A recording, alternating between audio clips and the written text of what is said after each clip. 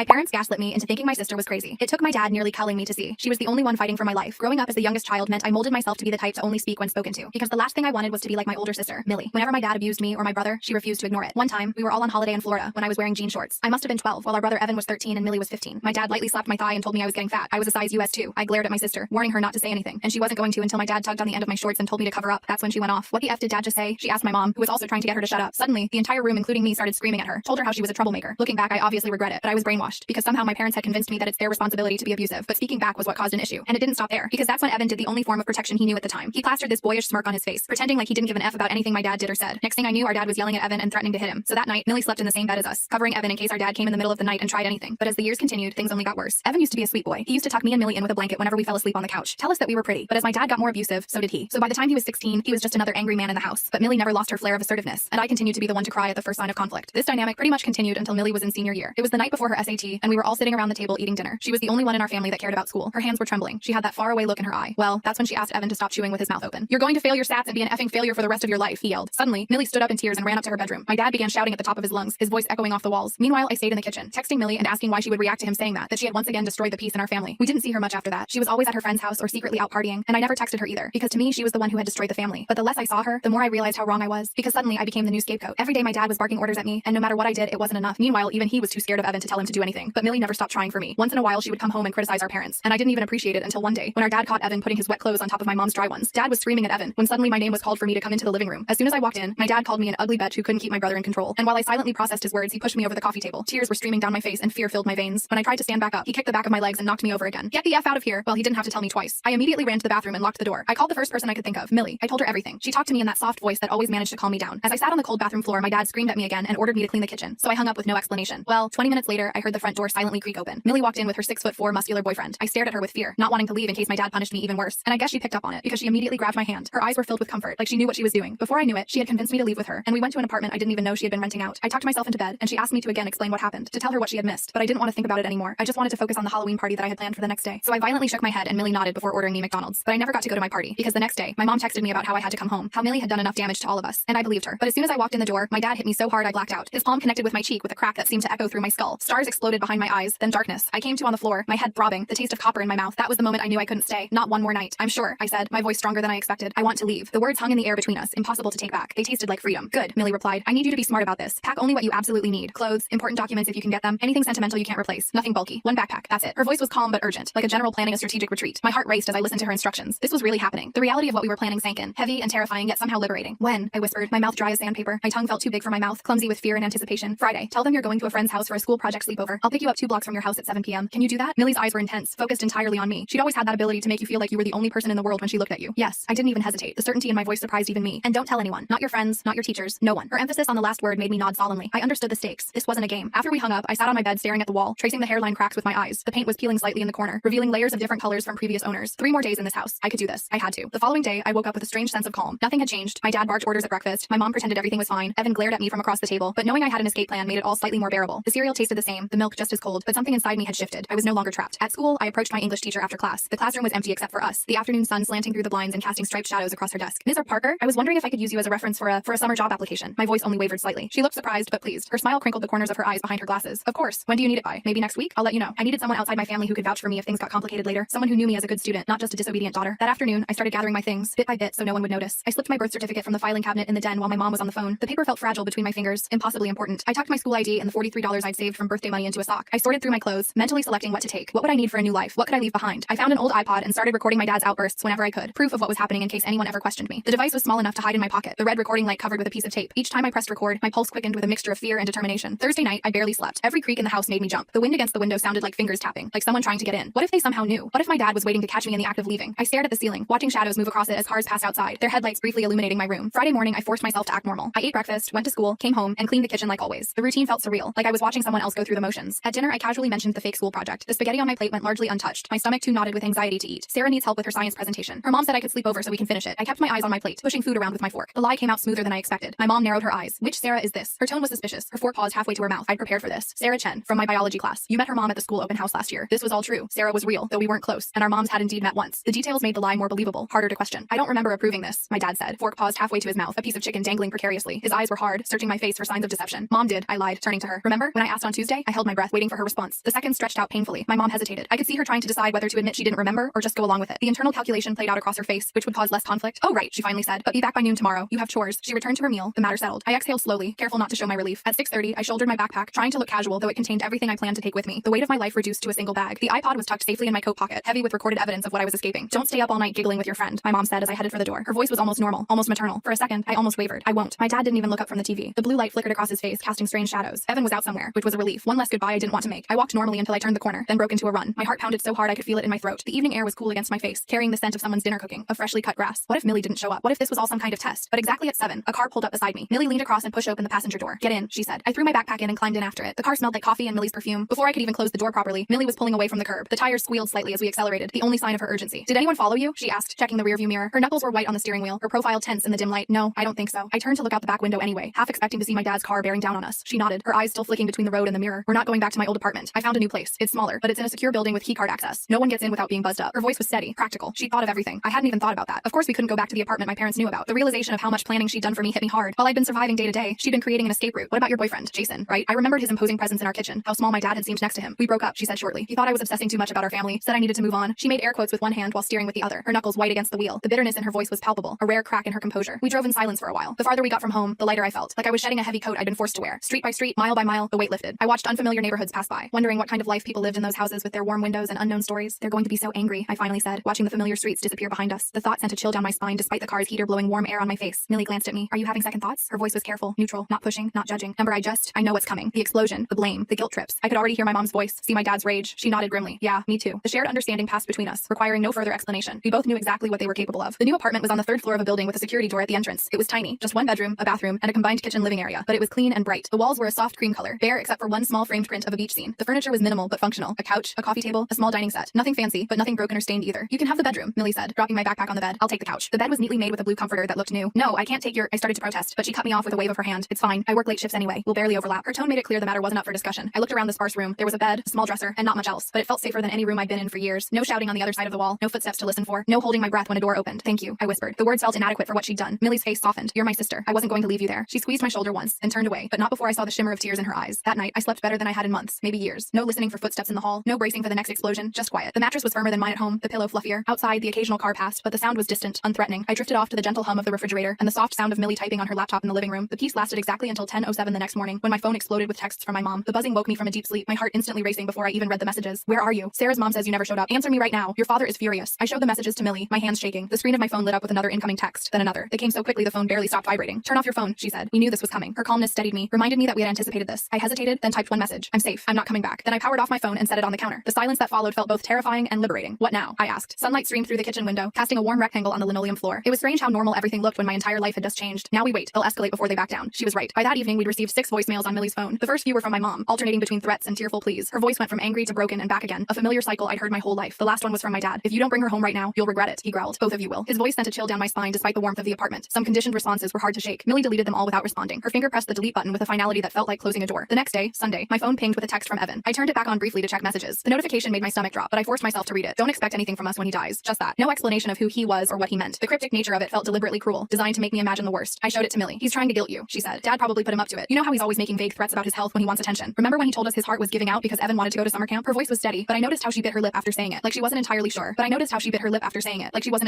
A small gesture that betrayed her own worry, despite her reassuring words. The possibility that something might actually be wrong nagged at me, but I pushed it away. We'd heard too many false alarms to trust this one. Monday morning, Millie helped me enroll at a new school. We had to use her address and say she was my guardian, which wasn't technically true, but the administration didn't ask too many questions. The school was larger than my old one, the hallways wider and brighter. No one stared at me as we walked through the office. I was just another new student, unremarkable and unknown. What if they come looking for me? I asked as we walked back to the apartment. The question had been weighing on me since we left. The sidewalk was cracked in places, small weeds pushing up through the concrete, persistent life finding a way through. They might, she admitted, but they'd have to admit why you left in the first place, and I don't think they want that kind of attention. Her logic made sense, but it didn't completely ease my fear. I still found myself looking over my shoulder, scanning faces in crowds for my dad's angry glare or my mom's disapproving frown. That night, I discovered my parents had found another way to attack. My phone lit up with messages from relatives and family friends I hadn't spoken to in years. Aunts, uncles, cousins, neighbors, people I barely remembered were suddenly very concerned about my whereabouts. Your poor mother is worried sick. How could you do this to your family? Your father says you've been hanging out with a bad crowd. The story they were telling was that I'd run away to live with a boyfriend, that Millie had encouraged me to rebel, that I was breaking my parents' hearts. Each message twisted the knife, rewriting our history to make me the villain. The familiar guilt crept back in, the programming so deep it was hard to resist. They're trying to control the narrative, Millie said when I showed her. They know if people hear what really happened, they'll lose their perfect family image. She scrolled through the messages, her expression hardening with each one. The lamp cast shadows across her face, making her look older, wearier. I scrolled through the messages, feeling sick. The words blurred together, a chorus of accusations and guilt trips. No one's going to believe us, are they? The thought was devastating. frustrating, that after everything, we might still be the ones painted as wrong. Millie was quiet for a moment, then she said, "Show me those recordings again." Her voice had that determined edge I recognized. She was formulating a plan.